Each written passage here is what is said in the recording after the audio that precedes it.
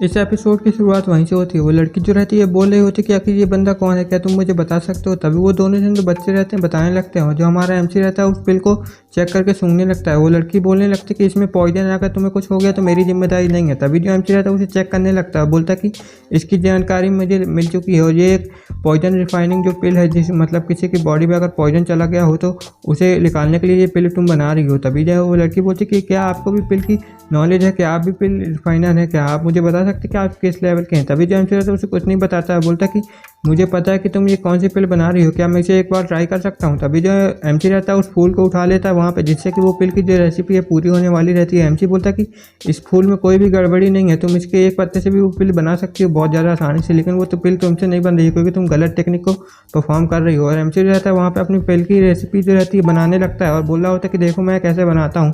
वो लड़की बोलती है कि आखिर ये कैसा बंदा है, ये तो बिना फर्नेस के ही इस पिल को बनाने की तैयारी कर रहा है, शायद ऐसे बना ले। लेकिन जो लड़की रहती है उसे बोलने लगती है कि ये टेक्निक जो है तुम्हारी बहुत ज़्यादा गलत है, इससे ये फर्नेस से जो ब्लास्ट हो जाएगा। लेकिन एमसी जो रहता है बोल रहा था कि तुम बिल्कुल भी टेंशन नहीं लो, तुम बस मेरी टेक्निक देखो जो कि बहुत ज़्यादा रियल है। तभी वहाँ पे एक धमाका होता है बहुत बड़ा सा, जिस कारण से वो लड़की रहती है बहुत ज़्यादा हैरान हो जाती है और बोलने लगती है कि आखिर तुमने ये क्या कर दिया। तभी उस भिट्टे के अंदर से बहुत ज़्यादा एनर्जी निकलने लगती है और वो दोनों जन रहते हैं उसे देख के बहुत ज़्यादा हैरान हो जाते हैं। तभी उस लड़की के पास एक पिला के गिर जाती है, जिसे देख के वो बहुत ज़्यादा हैरान हो जाती है, बोलते कि ये तो हाई ग्रेड की पिल है जो कि पॉइजन निकालने के काम आती है। और वो जो एमसी रहता है बोल रहा था कि तुम्हारे यंग लॉर्ड से भी मैं मिलना चाहता हूँ और ये उन्हें ये पिल दे देना, तो वो बहुत ज़्यादा आसानी से ठीक हो जाएंगे। तभी वो यान फैमिली में आ जाते हैं और बोलने लगते हैं कि यान फैमिली का जो लीडर है यहाँ पे पड़ा हुआ है। तभी वो जो बंदा रहता है वो बहुत ज़्यादा बीमार टाइप का रहता है और बोल रहा होता है कि उसे बहुत ज़्यादा खांसी आ रही होती है और उसकी तबीयत बहुत ज़्यादा ख़राब होती है। एमसी उसे देखता है, बोलता कि मुझे नहीं लगता कि इसकी तबीयत ख़राब है, क्या मैं इसे थोड़ा चेक करके देख सकता हूँ। और जो एमसी रहता है उस लड़की को रोकता है, तुम यहीं रुक जाओ,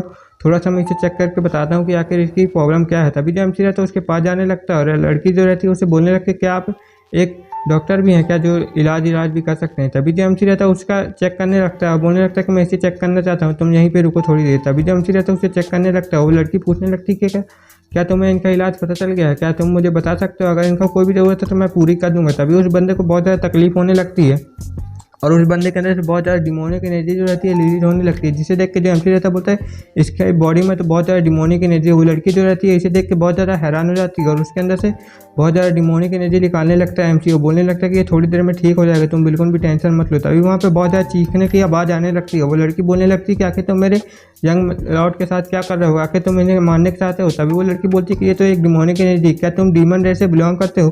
तभी वो जो लड़की रहती है वहाँ पे बहुत ज़्यादा चिल्लाने लगती है, बोल रही होती है कि देखो देखो यहाँ पे डीमन रेस का कोई बंदा आ चुका है, जल्दी से हमारा गार्ड को बुलाओ, इसको यहाँ से भगाओ। तभी वहाँ पे 2-3 गार्ड आ जाते हैं, बोलते कि आखिर कौन यहाँ पे डीमन रेस से आ चुका है, हमें बताइए, हम उसे जान से ही मार देंगे। तभी वो दोनों जितने भी गार्ड रहते हैं वो सब लोग जो रहते हैं एमसी के ऊपर हमला करने के लिए जाने लगते हैं। वो दो सब लोग जो रहते हैं एमसी के ऊपर हमला करने के लिए जाने लगते हैं, लेकिन एमसी को कोई भी दिक्कत नहीं हो रही होती है। एमसी बोलने लगता है कि बस ये थोड़ी देर में ही हो जाएगा। वहाँ से बहुत ज़्यादा एनर्जी जो रहती है रिलीज होने लगती है, जिस कारण से वहाँ पे जितने भी गार्ड रहते हैं सब दूर गिर जाते हैं और उन लोगों की जो हालत रहती है बहुत ज़्यादा ख़राब हो जाती है और एमसी के ऊपर एक बैरियर लग जाता है, जिससे कि वो एमसी को छू भी नहीं पाते हैं और थोड़ी देर के अंदर वो सारे जितने गार्ड रहते हैं सब पीछे आके गिर जाते हैं, किसी का नाक किसी का मुंह टूट जाता है वहाँ पे। तभी ये यान फैमिली का लीडर रहता है उसके मुंह से बहुत ज़्यादा ब्लीडिंग होने लगती है और वो बहुत ज़्यादा खांसने लगता है और एमसी बताता है कि चलो हो गया यहाँ पे, अब इसकी तबीयत बहुत ज़्यादा ठीक हो जाएगी। तभी वो लड़की जो रहती है अपने यंग लॉर्ड को चेक करने के लिए आने लगती है, बोले तो क्या इनकी प्रॉब्लम ठीक हो गई। वो बोलने लगती है कि मैं इसे चेक करना चाहती हूँ, कहीं तुमने कुछ कर तो नहीं दिया। लेकिन एमसी बोलता है कि तुम टेंशन बिल्कुल ही मत लो, उसके अंदर जितने भी डिमोनिक एनर्जी वो सब निकल चुकी है।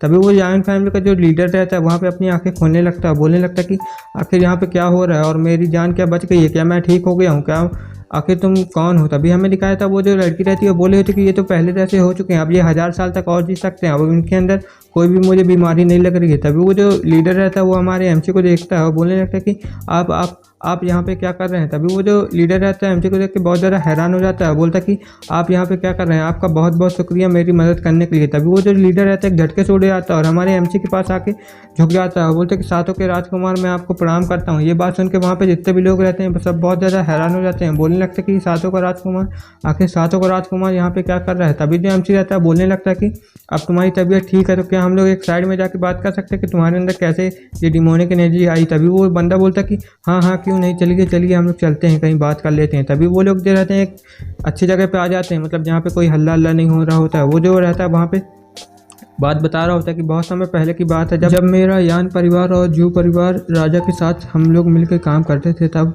हम लोग की वहाँ पे एक बहुत बड़ी जो थी सेना थी जो कि 4 भागों में बटी हुई थी और वो बहुत ज़्यादा ताकतवर थी। हम लोग को वहाँ पे एक खास टेक्निक मिल चुकी थी जिस कारण से हम लोग बहुत ज़्यादा पावरफुल थे। लेकिन जब राजा के मरने के बाद हमारी जो हालत थी और हमारी जो फैमिली थी पूरी तरह से अलग अलग हो गई और तब से हम लोग कहीं कहीं छुप गए, जिस कारण से हम लोग इस बात का इंतजार करते कि कब राजकुमार के जो बेटे थे वो वापस आएंगे। और आप यहाँ पे आ चुके हैं। मैं आपको और बातें बताता हूँ कि राजा की जो मौत थी वो कैसे हुई थी। जब उनको जैसे कि एक तालाब के पास घेर के मारा गया था, जो कि उन स्वर्गीय लोगों ने उनको जान से मारने की कोशिश की थी, जिस कारण से वो लोग वहाँ पे मारे गए थे। जिस कारण से वहाँ पे लेकिन राजा अपनी पत्नी को बचाना चाहते थे, इस कारण से वो अपनी पत्नी को बचाने के लिए वहाँ पे चले गए। तभी जो एमसी से पूछता कि तुम्हारा क्या कहना है कि मैं वहाँ पे जाऊँगा उस स्वर्गीय तालाब के पास, तो मुझे लगता है कि वो लोग मेरे साथ भी वैसे ही करेंगे। तभी वो जो रहता है वो बताने लगता है कि हाँ, मुझे ऐसे ही लगता है कि वो आपके साथ भी ऐसे ही करने वाले हैं और वो आपको भी आपके पिता के जैसे ही मानना चाहते हैं। तो एमसी बोलता कि अच्छा, तो ऐसी बात है तो मैं उस जगह पे ज़रूर जा के देखना चाहूँगा कि आखिर उन लोग के पास कैसे कैसे तरीके हैं मुझे मारने के लिए, और मैं देखना चाहता हूँ कि उनके पास कितनी ज़्यादा पावर है मुझे ख़त्म करने के लिए। तभी वो जो रहता है यान परिवार का लीडर बोलता है कि अच्छा, आप जाना चाहते हैं तो इसमें कोई दिक्कत नहीं है, लेकिन आप मेरी फैमिली की सेना ले जाइए जो कि आपकी वहाँ पे बहुत ज़्यादा मदद करेगी। हमें यहाँ पे उस तालाब का सीन दिखाया जाता है। यहीं पे एपिसोड खत्म होता है। Okay, bye bye.